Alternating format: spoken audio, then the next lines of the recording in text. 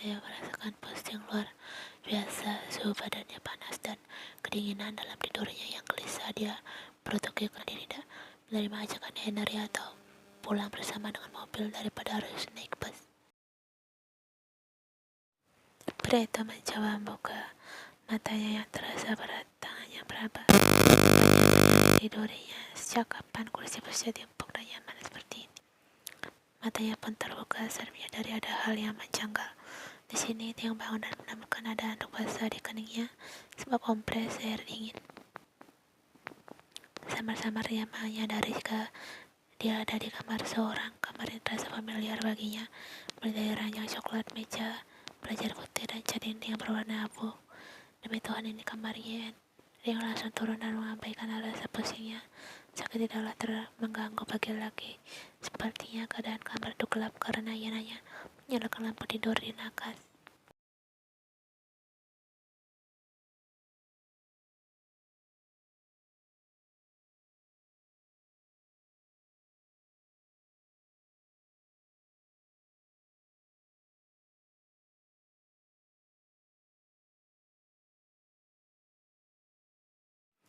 Kemudian gadis itu tidur di sofa dengan posisi duduk, serta kedua tangannya dijadikan bantal di sisi kursi itu. Yang sungguh lelah setelah berusaha keras membawa Theo ke sini.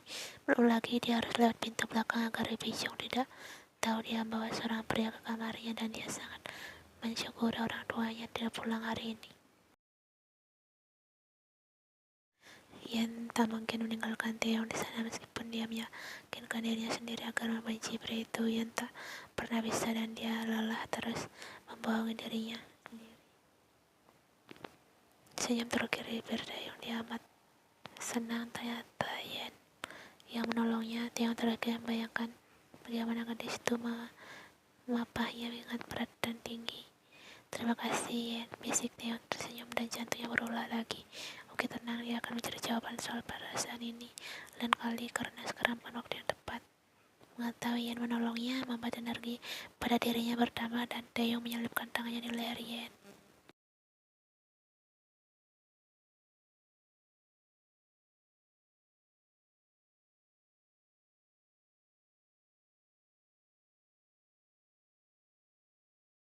Sudah berjam-jam ia tidur di sofa seperti ini. Hati Theo menghangat dan senyumannya semakin lebar. Seketika pusingnya hilang dan dia ingin terus menggendong Yen seperti ini. Bahkan jika bisa dia ingin sekali memeluk Yen. Tapi tentu itu hal terlarang bagi Theo karena Yen masih membencinya.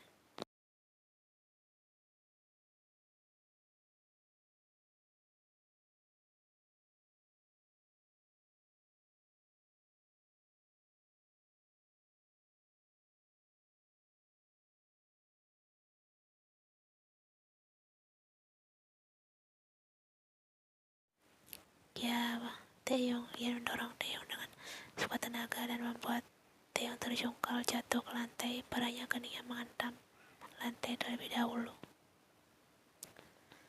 Sakit, sangat sakit. Bayangkan jika jatuh dari tempat tidur dengan keningnya menghantam lebih dulu. Dia merasa pusing lagi. Dia memijat keningnya. Yen memang mungil, tapi tenaganya melebihi gajah yang sedang mengamuk.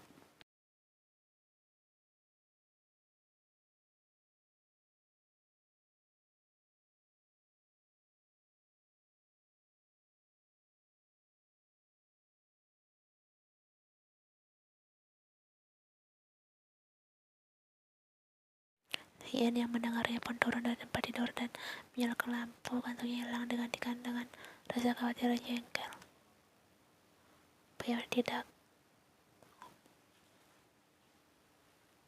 Itu salahmu sendiri. Dewas yang kesal dan menatap Taeyong sinis. Meskipun begitu, Yen ikut duduk di depan Taeyong dengan berusaha melihat bagaimana keadaan kening pria itu. Yen memutar matanya saat mendengarnya. Tentu saja sakit Yen kembali teringat ketika kepalanya menghantam papan loncat dulu, dan saat itu Taeyong datang menolongnya. Yen terdiam dengan pikirannya sendiri. Saat itu Taeyong menolongnya, jadi apa dia juga harus menolong Taeyong sekarang? Perdebatan terjadi dalam hati Yen. Seharusnya dia tak seperti ini. Seharusnya dia menjauh dan membenci Taeyong, tapi sungguh itu tak semudah yang dia bayangkan. Justru Yen menolong Taeyong sekarang. Yen memang gadis yang pelin-pelan.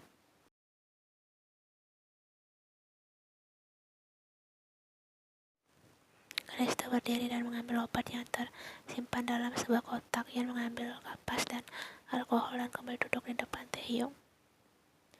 Apa yang kau lakukan? Taeyong keheranan saat Yen duduk di depannya dan meneteskan cairan alkohol pada kapas. Yen tidak menjawabnya, melainkan mendekat pada Taeyong lalu melepaskan lengan Taeyong yang masih memijat keningnya. Taeyong tersentak saat kapas dingin itu menyentuh keningnya dengan lembut. Tapi bukan itu yang membuatnya diam, melainkan gadis yang sedang mengobati lukanya ini yang berhasil membuatnya mematung. Yen menekannya lalu mengusap luka di kening Taeyong dengan lembut, dan itu membuat Taeyong menahan nafasnya. Jarak wajah mereka sangat dekat dan tangan Yen yang lain memegang bahu Taeyong.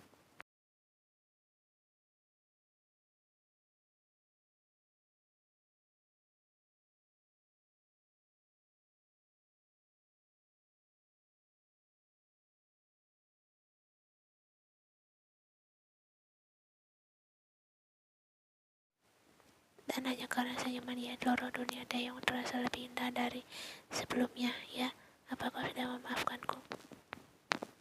Pria itu bertanya dengan degup jantung yang tak beraturan, seolah menunggu pengumuman penting. Ini lebih mendebarkan daripada menunggu hasil pengumuman Olimpiade. Ia menatap Taeyong. Dia bertanya pada dirinya tentang perasaannya. Jujur, Ian sudah lelah bertengkar dengan Taeyong, tapi untuk memaafkannya rasanya Ian masih menyimpan rasa kesal di hati. Tiba-tiba ponsel Ian berdering di saku celananya. Momen saling menatap itu pun hancur. Dia menggerutu. Awas saja jika dia tahu siapa yang menelpon gadis itu tengah malam begini. Ian mengeluarkan ponselnya. Ada pesan tertera di layar dari nomor yang tak dikenal.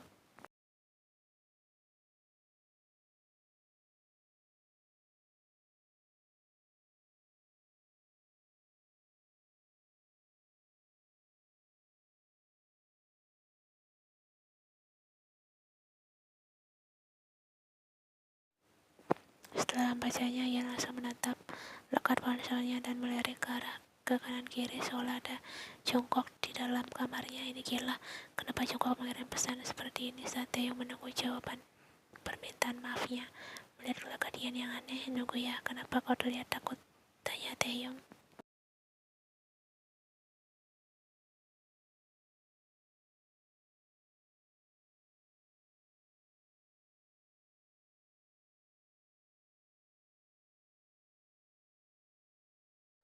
Ian langsung memasukkan ponselnya ke saku celana dan menatap Taeyong. Sini dia pria atau bukan, itu bukan urusanmu. Taeyong menatap tajam, tak suka mendengarnya. Pesan pasti dari pria. Aku ingin membacanya. Taeyong mengadakan tangannya minta ponsel Ian. Gadis itu menyipitkan mata dan berkecak pinggang, merasa sikap Taeyong kelewat protektif. Ya, apa urusanmu?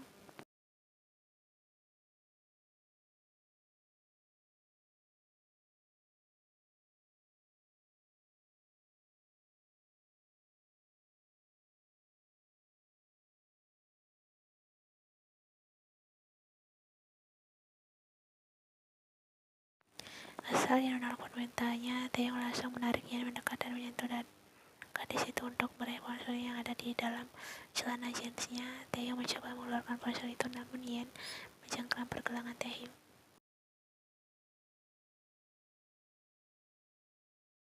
Astaga, Taeyong, hentikan. Tidak sampai kau memberikan ponselmu. Taeyong semakin kuat menarik paksa ponsel Ian dari saku celananya. Ian yang memang tak tahan geli langsung tertawa karena aksi Taeyong ini yang menggelitik pahanya. Taeyong menjondongkan tubuhnya mendekati Ian, tapi saat mendengar gadis itu tertawa, dia terdiam dengan kedua tangannya berada di paha Ian. Tawa gadis itu mengalihkan segalanya. Taeyong perhatikan Ian yang masih tertawa geli. Ian terlihat sangat berbeda. Tawanya membuat Taeyong terpesona.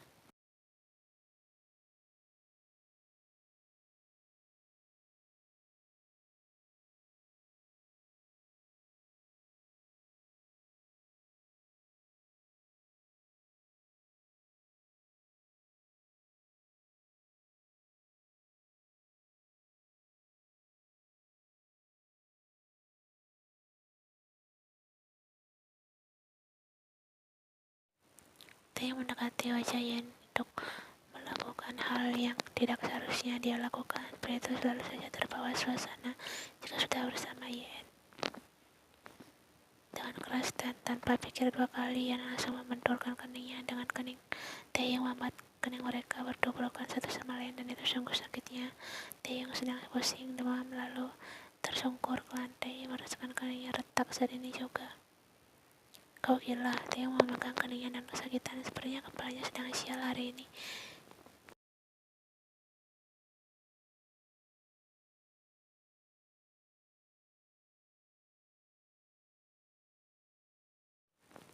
Taeyong bangun dan duduk di ranjang gadis itu. Dengan hawa dingin mulai menjalar, ia sibuk menggerutu, sedangkan ia terlihat khawatir karena Taeyong masih memegang keningnya.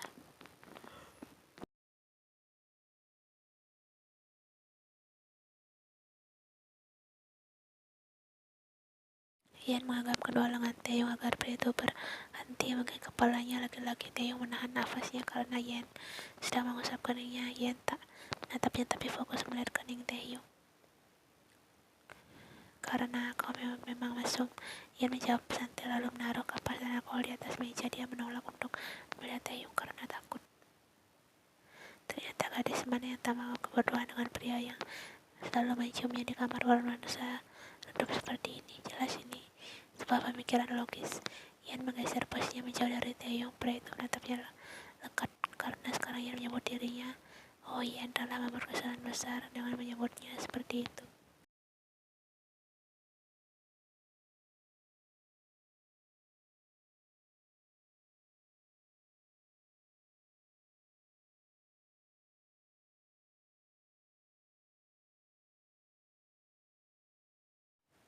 Perlu kuingatkan, kau selalu mencuri kesempatan. Sudah berapa kali kau memelukku dengan paksa, mencium bibirku, leherku, dan kau bahkan ingin menciumku tadi. Itu yang kau bilang tak terlalu mesum.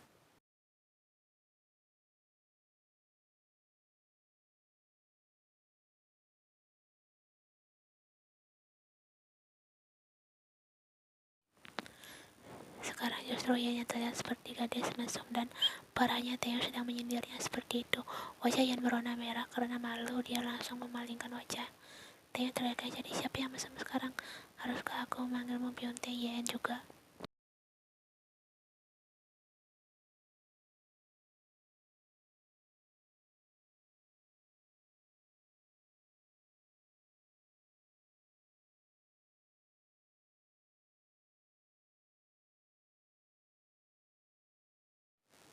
Telinga Ian panas mendengarnya. Ian bersiap diri meninggalkan Taeyong pergi, tapi pria itu menahan langkahnya dengan berlutut di hadapannya. Mata Ian melebar melihat semua ini.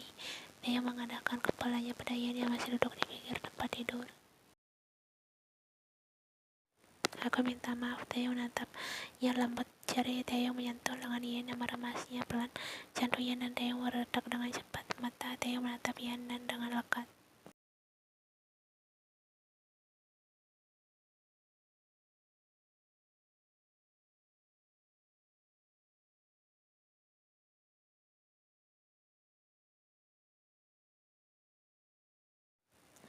Ian tersenyum dan tanpa sadar Ian menganggap baik tangan Taeyong. Keputusannya sudah tepat. Ian ya mungkin sudah memaafkan Taeyong. Dia tidak ingin bertengkar lagi. Apa yang dikatakan Jongkok benar jika Taeyong sama sekali tak bersalah. Ini seperti serendipity. Taeyong mengakuinya dan Ian menerimanya. Mungkinkah kata serendipity adalah kata yang tepat untuk menggambarkan mereka berdua? Serendipity memiliki arti tidak-sengajaan yang menyenangkan. Ya, memang tidak sengaja yang menyenangkan mengenal Ian bagi Taeyong.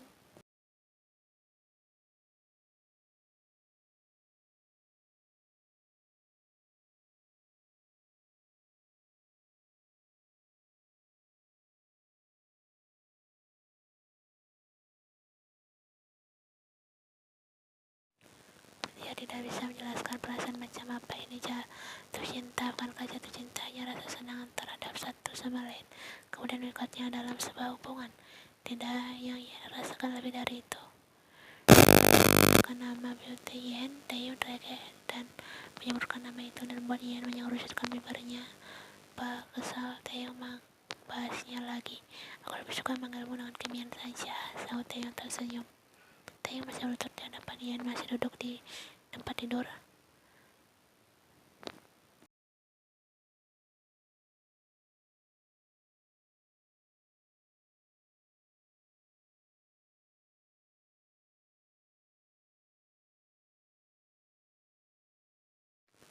Yen merona malu, dia tidak bisa menyembunyikan wajah senyumnya yang mengembang. Gadis sini Yen kan, gadis sombong yang ingin di Kyung Hee Exco. Kenapa Yen berubah 180 derajat di depan Taeyong? Ini jelas tak masuk akal.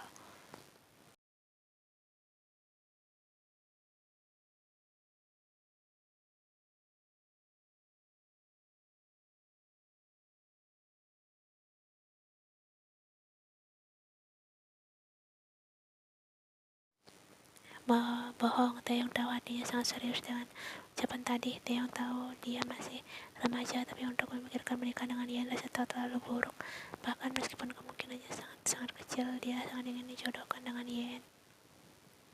Seperti pikirannya menjurus ke hal Yadong, jari Taeyong menganggap nyarat dan Yen merasakan pribadinya membentuk senyuman. Mereka tak sadar jika jam sudah menunjukkan pukul dini hari.